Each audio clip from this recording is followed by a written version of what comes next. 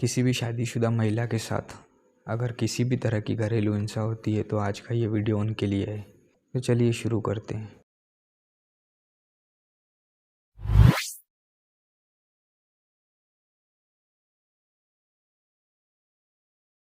किसी महिला के साथ कोई भी घरेलू हिंसा होती है, चाहे वो किसी भी प्रकार की हो, तो उसे भारतीय कानून के हिसाब से कौन कौन सी रेमेडीज और उन्हें किस प्रकार संरक्षण प्राप्त है, आज हम उसके बारे में बात करेंगे। तो सबसे पहले हम बात करते हैं इंडियन पेनल कोड के बारे में।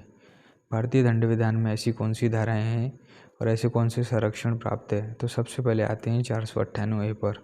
498A के अनुसार किसी भी महिला को उसके पति या उसके रिश्तेदार के द्वारा किसी भी तरह से परेशान किया जाता है, उसके साथ किसी भी तरह की हिंसा की जाती है, महिला को मारा जाता है या उसे मेंटली परेशान किया जाता है, तो उनको 3 वर्ष तक की सज़ा भी मिल सकती है। अगर किसी भी महिला को ऐसा लगता है कि उसके पति और परिवार के द्वारा उसके साथ हिंसा की जा रही है, उसको दहेज के लिए सताया जा रहा है, ऐसी कोई भी इलीगल डिमांड की जा रही है, तो वो महिला अपने नज़दीकी पुलिस स्टेशन में जाकर 498A के अंतर्गत अपने पति और उसके रिश्तेदारों के खिलाफ शिकायत दर्ज करा सकती है।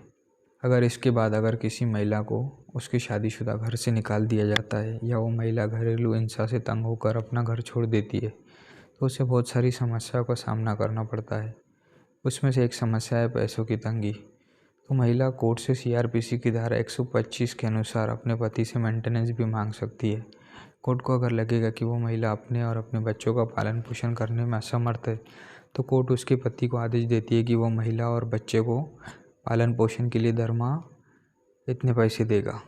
इसके अलावा महिलाओं की सुरक्षा और उनके अधिकारों को सुरक्षित रखने के लिए उनके साथ किसी भी तरह की हिंसा न हो, उसके लिए PWDV एक्ट भी लाया गया है। इसका फुल फॉर्म है protection of woman from domestic violence. यह एक महिला को पूरी तरह सुरक्षित करता है। अब मैं आपको इसकी कुछ धाराएं बता दूँ जिससे पीड़ित महिलाओं को काफ़ी सहायता मिलेगी।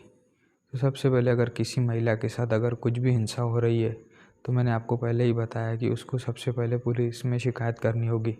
उसके अलावा वो महिला सेल अपने एरिया के सर्विस प्रोवाइडर, प्रोटेक्शन ऑफिसर और मजिस्ट्रेट के पास भी शिकायत दर्ज करा सकती है। इसके अलावा वो महिला जब भी किसी प्रोटेक्शन ऑफिसर या सर्विस प्रोवाइडर के पास जाती है, तो प्रोटेक्शन ऑफिसर और सर्विस प्रोवाइडर और मजिस्ट्रेट की सेक्शन 5 PWDV एक्ट के अनुसार यह ड्यूटी है कि वो महिला को उसके अधिकार बताएं।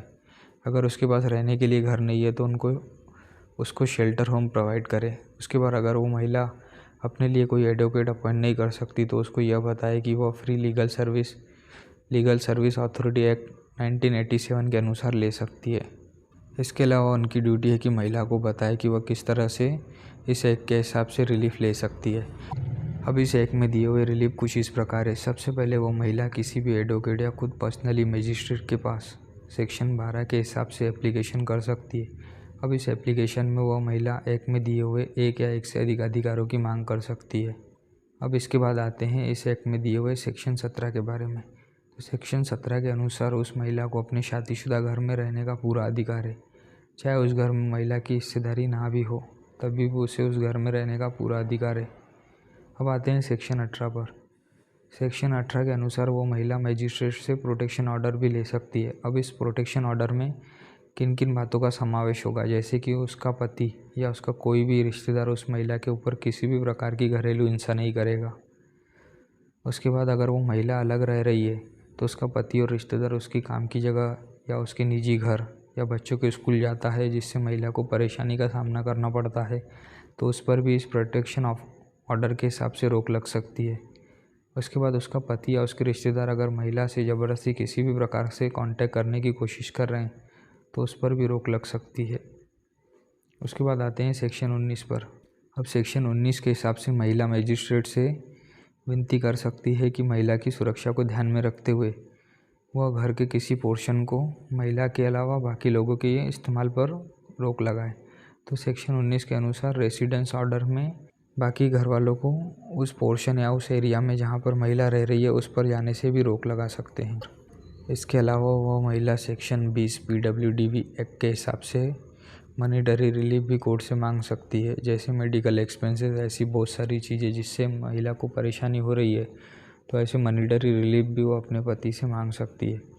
अब सेक्शन 21 के हिसाब से महिला को अगर लगता है कि उसके बच्चों की कस्टडी उसके पास होनी चाहिए, तो सेक्शन 21 के हिसाब से वो महिला मजिस्ट्रेट के सामने एप्लीकेशन कर सकती है और उनसे बच्चों की कस्टडी मांग सकती है। उसके बाद सेक्शन 22 के हिसाब से महिला को जो भी नुकसान हुआ होगा घरेलू हिंसा में, तो उसका कंपनसेशन भी वो महिला कोर्ट से मांग सकती है। तो इन भारतीय कानूनों के अनुसार भारतीय महिला को सुरक्षा प्रदान की गई है। अगर किसी भी महिला के साथ में कुछ भी गलत होता है तो उसे सबसे पहले तो पुलिस के पास जाना है और उसके बाद वो अपने एरिया के सर्विस प्रोवाइडर, प्रोटेक्शन ऑफिसर या महिला सेल या किसी मजिस्ट्रेट के पास में भी अपनी शिकायत दर्ज करा सकती है। तो अगर आपको आज की यह वीडियो हमारी अच्छी लगी हो तो प्लीज़ वीडियो को लाइक ज़रूर करें।